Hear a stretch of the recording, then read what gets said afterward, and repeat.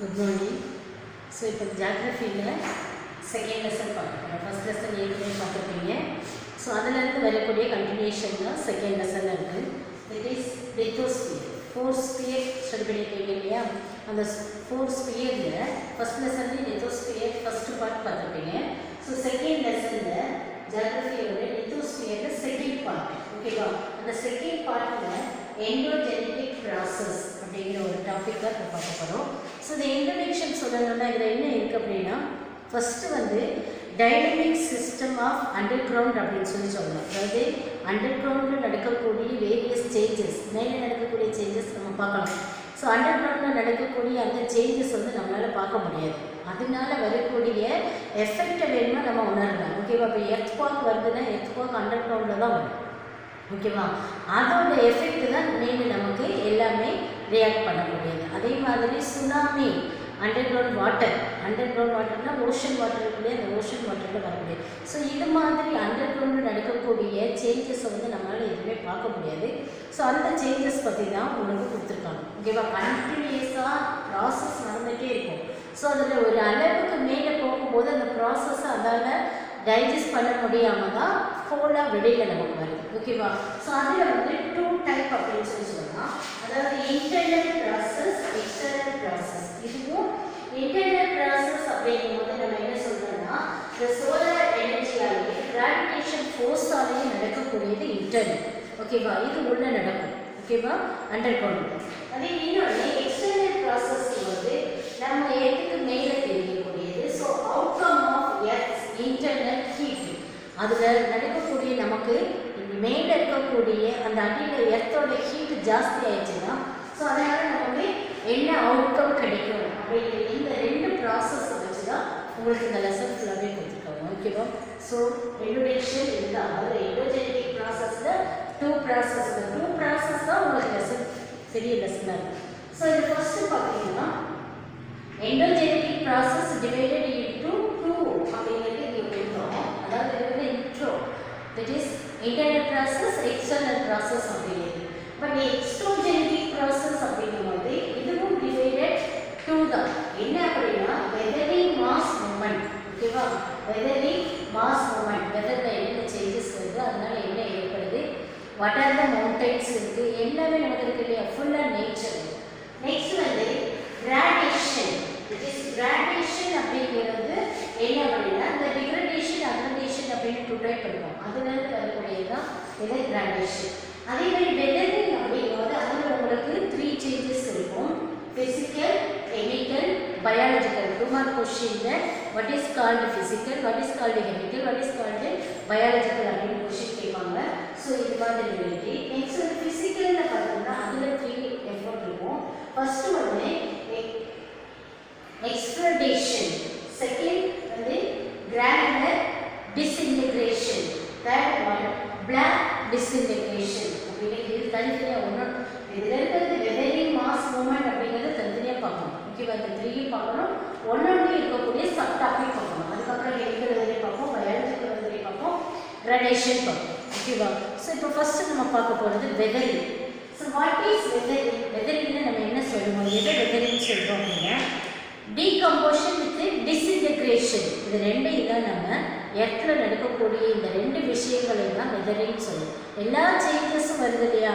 So அதில் தான் நமக்கு 3 type, that is weathering 3 types: physical weathering, chemical weathering, biological weathering. So first வந்து நம்ம பார்க்க போகிறது ஃபிசிக்கல் வெதரிங், ஓகேவா? வாட் இஸ் ஃபிசிக்கல் வெதரிங் அப்படின்னா இதில் வித்தவுட் சேஞ்ச் ஃபார் கெமிக்கல், ஓகேவா? கெமிக்கலில் எந்த சேஞ்சும் வராது. ஸோ எதில் மட்டும்தான் நமக்கு வரும், கெமிக்கல் கம்போஷன் அப்படிங்கிறது இங்கே கிடையாது. த்ரூ ஆக்ஷன் அப்படின்னாலே ஃபிசிக்கல் சேஞ்ச் தான், ஓகேவா? அப்போது அந்த ஃபிசிக்கல் ஃபோர்ஸில் நடக்கக்கூடியது எல்லாமே நீங்கள் முன்னாடி படிச்சுப்பீங்க, சயின்ஸ்லேயும் ஸ்டடி பண்ணியிருப்பீங்க.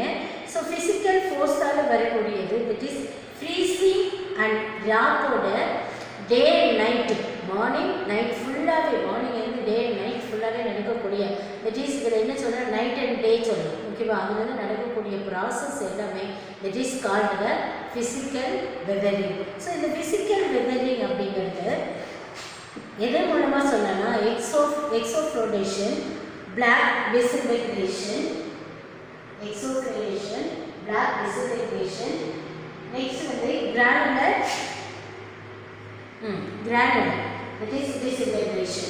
The three amount that is called the physical weathering அப்படின்னு சொல்லுவாங்க. எக்ஸெட்ரா நிறைய இருக்கு, பட் உங்களுக்கு வந்து லிமிட்டடாக கொடுத்துருக்காங்க. So what is called exploration?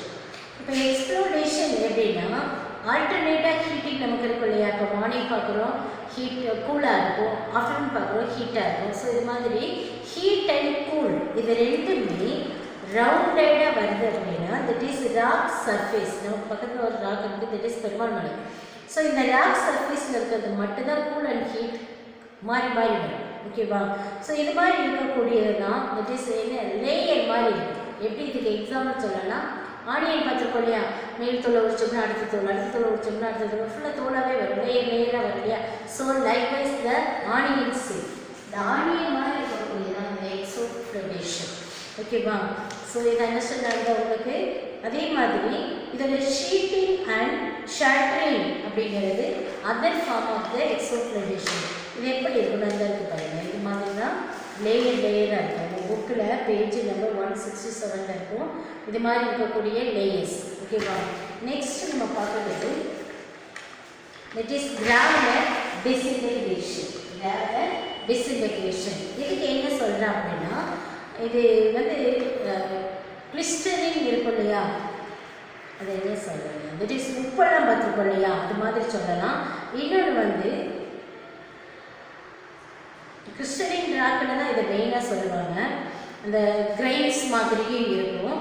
அதே மாதிரி இதோட இது வந்து எப்படி இருக்கும்னா லூஸ் அண்ட் ஃபால் அவுட் கீழே விழுந்துடுற மாதிரியே இருக்கும், லூஸாகவும் இருக்கும். நம்ம தோசை ஊற்றணும் அப்படின்னா தோசையில் ஒரு ஓட்டையாக வரும் இல்லையா. ஸோ அதே மாதிரி இருக்கும். நமக்கு எக்ஸாம்பிள் அந்த தோசை எடுத்துக்கலாம்.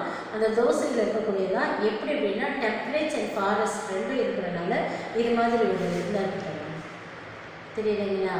ஸோ இது மாதிரி தான் இருக்கும் இந்த கிரானுலர் டிசின்டெகிரேஷன். நெக்ஸ்ட் வந்து பிளாக் டிசின்டெகிரேஷன். இந்த பிளாக் டிசின்டெகிரேஷன் அப்படிங்கும்போது அங்கே நம்ம ஸ்டார்டிங்கில் சொல்லுவோம்யா, இதில் வந்து night and day,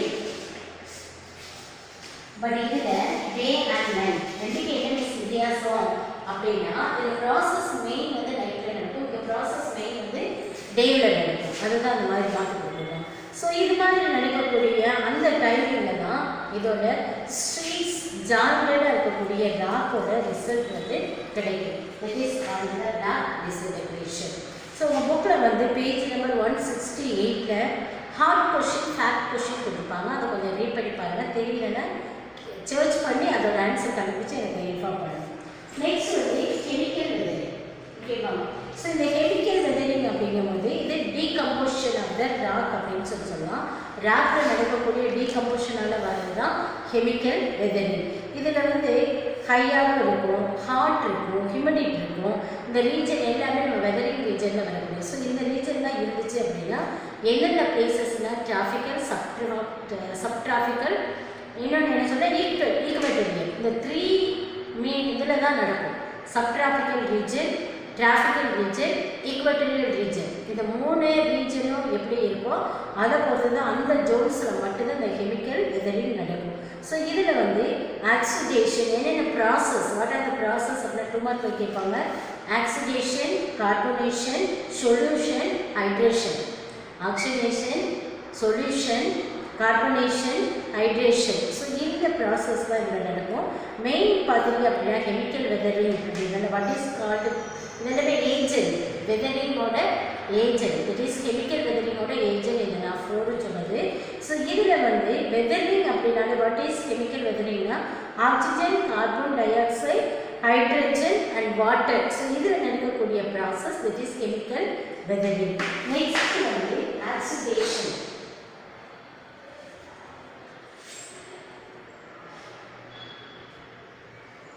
okay, next oxidation. இதில் மெயின் பண்ணுங்க. ஆக்சிடேஷன் அப்படின்னா என்ன அப்படின்னா டோட்டலாக நம்மளோட அட்மாஸ்பியர் இருக்கு இல்லையா, அதில் அயன் ஃபவுண்டேஷன் எங்கே நம்ம கண்டுபிடிப்போம், இன் ராக்.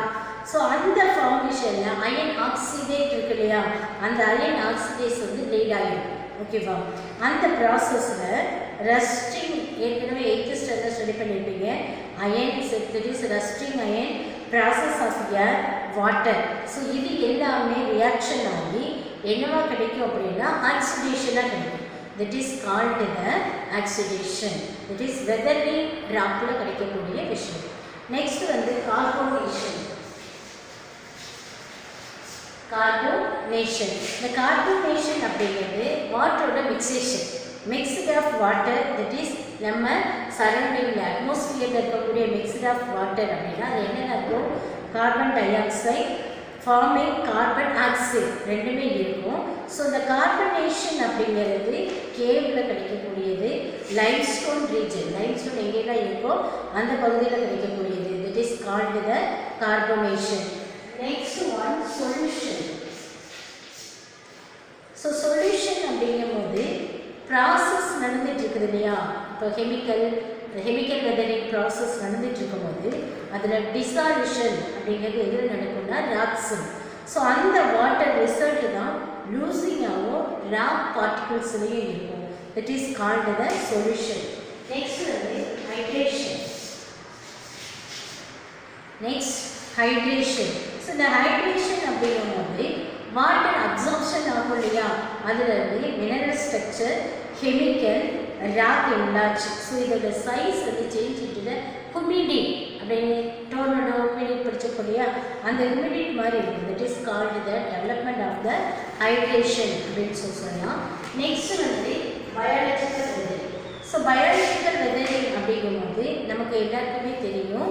பயாலஜிக்கல் அப்படின்னாலே தட் இஸ் என்ன சொல்லலாம்? பிளான்ட்ஸ், அனிமல்ஸ், ஓகேவா? இது இன்செக்ட்ஸ், ரெபிடைல்ஸ், இதை பற்றி நம்ம பார்க்கக்கூடியது. ஸோ இங்கே வந்து பிளான்ட்டோட group earthworms, burrowing animals. Burrowing அனிமல்ஸ்லாம் என்ன சொல்லுவோம்? ரேட்ஸ் சொல்லுவோம். அதேமாதிரி ரெபிடைல்ஸ் சொல்லுவோம் இல்லையா? ஸோ இந்த அனிமல்ஸை பற்றி படிக்கிறது தான் that is biological weathering. Next topic. So இதில் இருக்குது oxidation, carbonate, solution, hydration. So இதை தான் நான் சொல்கிறது. நெக்ஸ்ட் வந்து பயாலஜிக்கல் வெதரிங் அப்படின்ட்டு லாஸ்ட் கிராடேஷன். ஸோ இந்த கிராடேஷன் அப்படிங்கிறது என்ன அப்படின்னா, கிராடேஷன் அப்படின்னாலே லேண்டோட நேச்சுரல் ஏஜென்ட். எதுனா what are the natural agent அப்படின்னா என்ன சொல்லலாம்? ரிவர் சொல்லலாம், மவுண்டைன் சொல்லலாம், சாயில் சொல்லலாம், லேண்ட் சொல்லலாம். உங்களுக்கு என்ன கொடுத்துருக்காங்க? Reverse, ground water, winds, glacier, waves. So இந்த 5 ஏஜென்ட் ஆஃப் த கிராடேஷன் அப்படின்னு சொல்கிறாங்க. ஸோ இதில் வந்து வேரியஸ் கிராடேஷன் நம்ம ஃபியூச்சருக்கு சொல்லணும் அப்படின்னா it is 2 types, degradation and aggradation. நீங்கள் சொல்லுங்க degradation and aggradation.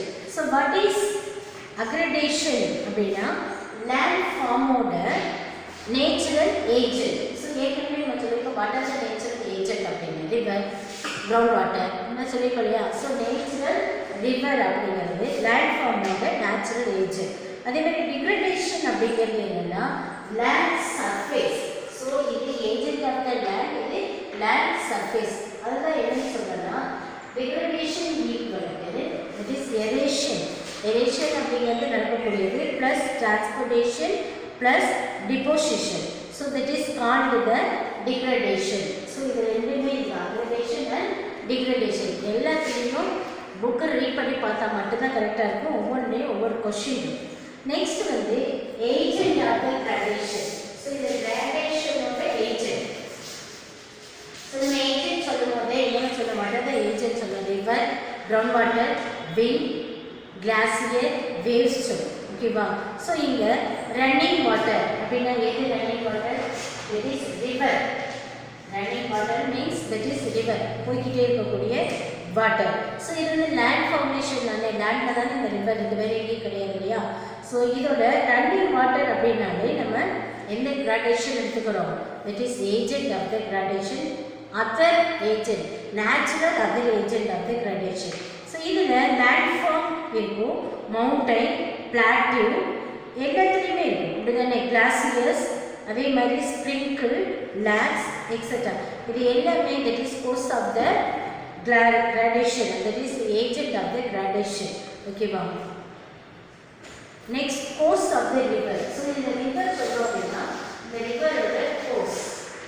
So what are the course of the river? So next class. Thank you.